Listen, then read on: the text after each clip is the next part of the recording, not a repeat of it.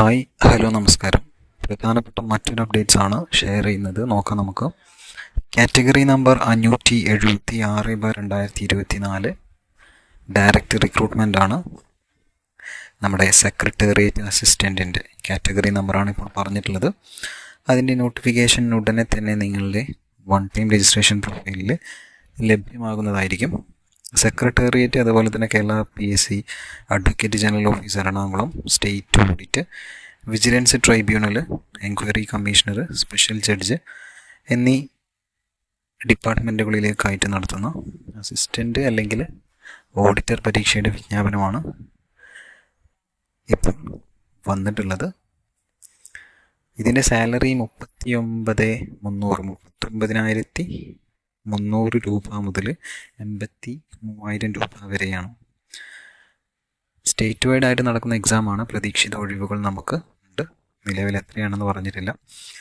Age എന്ന് പറയുന്നത് 18 മുതൽ 36 വയസ്സ് വരെയുള്ളവർക്ക് ഇതിനപേക്ഷിക്കാം. 2/1/1988 അതുപോലെ തന്നെ 1/1/2006 ഇടയിൽ ഈ 2 തീയതിയും ഉൾപ്പെടെയുള്ളവർക്കാണ് അപേക്ഷ സമർപ്പിക്കാൻ സാധിക്കുക.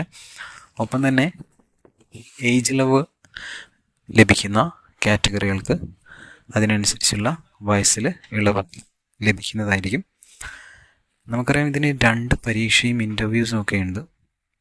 പ്രിലിം പരീക്ഷയുടെ സമയം എന്ന് പറയുന്നത് 1 മണിക്കൂറും 15 മിനിറ്റുമാണ്. അതിൻ്റെ സിലബസ് ജനുവരി 1 ഇറങ്ങുന്ന പരീക്ഷ കലണ്ടറിൻ്റെ ഓർഡർ PSC ഇറക്കുന്നതായിരിക്കും. അതുപോലെ തന്നെ പ്രിലിംസ് കഴിഞ്ഞാൽ പിന്നെ വരുന്ന മെയിൻ പരീക്ഷ 2 എണ്ണമാണ്. പേപ്പർ 1ഉം പേപ്പർ 2ഉം ഓരോന്നിനും 1.5 മണിക്കൂർ വീതമാണ് സമയം. അതും ജനുവരി 1 PSC പുറത്തിറക്കുന്ന പരീക്ഷാ കലണ്ടറിൻ്റെ കൂടെ നിങ്ങൾക്ക് സിലബസ് ഡൗൺലോഡ് ചെയ്തെടുക്കാൻ സാധിക്കും.